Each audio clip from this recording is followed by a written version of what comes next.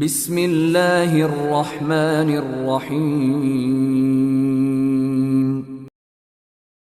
جو لوگ اولاد جیسی نعمت سے محروم ہیں، جن کے ہاں اولاد نہیں ہے، وہ لوگ کثرت کے ساتھ یہ دعا پڑھیں، اس کا وظیفہ کریں، ہر نماز کے بعد اس کا وظیفہ کریں اور کم از کم 100 مرتبہ اس کا وظیفہ کریں۔ تہجد کی نماز پڑھیں اور اس کے بعد بھی یہ دعا کریں۔ اللہ تعالیٰ ضرور اولاد سے محروم لوگوں کو اولاد جیسی نعمت سے نوازے گا۔ ربی حب لی من لدنک ذریۃ طیبۃ انک سمیع الدعاء، اے میرے مالک عطا کر مجھے اپنی قدرت خاص سے پاکیزہ اولاد، بے شک تو ہی ہے ہر ایک کی دعا سننے والا۔ سورہ آل عمران آیت نمبر 38۔ یہ دعا زکریا علیہ السلام نے آخری عمر میں حصول اولاد کے لیے مانگی تھی، جس کو اللہ تعالیٰ نے منظور فرمایا اور یحییٰ علیہ السلام جیسا بہترین صفات کا حامل بیٹا عطا فرمایا۔